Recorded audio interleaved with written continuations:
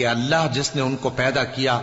وہ ان سے قوت میں بہت بڑھ کر ہے اور وہ ہماری آیتوں سے انکار کرتے رہے، تو ہم نے بھی ان پر نحوست کے دنوں میں زور کی آندھی چلائی تاکہ ان کو دنیا کی زندگی میں ذلت کے عذاب کا مزہ چکھا دیں، اور آخرت کا عذاب تو بہت ہی ذلیل کرنے والا ہے، اور اس روز ان کو مدد بھی نہ ملے گی۔ اور جو سمود والے تھے ان کو ہم نے سیدھا رستہ دکھا دیا تھا، مگر انہوں نے ہدایت کے مقابلے میں اندھا رہنا پسند کیا، تو ان کے اعمال کی سزا میں ذلت کے عذاب کی کڑک نے ان کو آ پکڑا، اور جو ایمان لائے اور پرہیزگار رہے ان کو ہم نے بچا لیا۔ اور جس دن اللہ کے دشمن دوزخ کی طرف اکٹھے کیے جائیں گے پھر ان کی الگ الگ جماعتیں بنائی جائیں گی،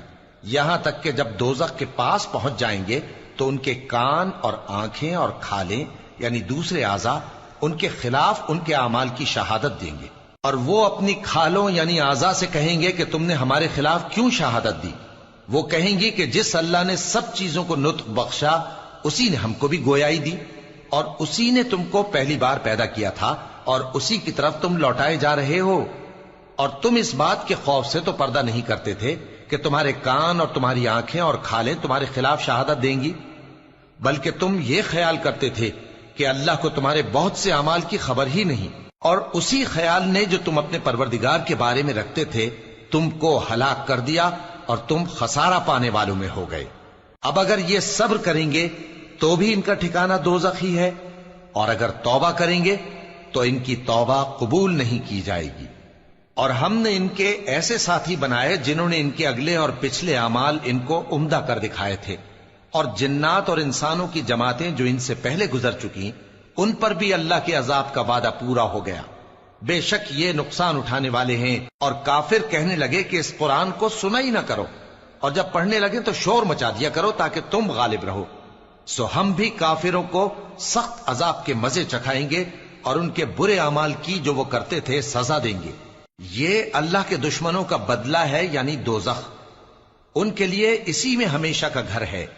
یہ اس کی سزا ہے کہ ہماری آیتوں سے انکار کرتے تھے۔ اور کافر کہیں گے کہ اے ہمارے پروردگار،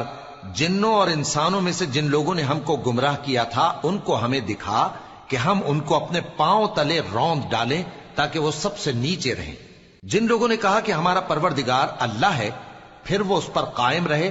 ان پر فرشتے اتریں گے اور کہیں گے کہ نہ خوف کرو اور نہ غمناک ہو، اور بہشت کی جس کا تم سے وعدہ کیا جاتا ہے خوشی مناؤ۔ ہم دنیا کی زندگی میں بھی تمہارے دوست تھے اور آخرت میں بھی تمہارے رفیق ہیں، اور وہاں جس نعمت کو تمہارا جی چاہے گا تم کو ملے گی، اور جو چیز طلب کرو گے تمہارے لیے موجود ہوگی۔ یہ بخشنے والے مہربان کی طرف سے مہمانی ہے۔ اور اس شخص سے بڑھ کر بات کا اچھا کون ہو سکتا ہے جو اللہ کی طرف بلائے اور عمل نیک کرے اور کہے کہ میں مسلمان ہوں۔ اور بھلائی اور برائی برابر نہیں ہو سکتی، تو سخت کلامی کا ایسے طریق سے جواب دو جو بہت اچھا ہو۔ ایسا کرنے سے تم دیکھو گے کہ جس میں اور تم میں دشمنی تھی وہ تمہارا گرم جوش دوست ہے، اور یہ بات انہی لوگوں کو حاصل ہوتی ہے جو برداشت کرنے والے ہیں، اور انہی کو نصیب ہوتی ہے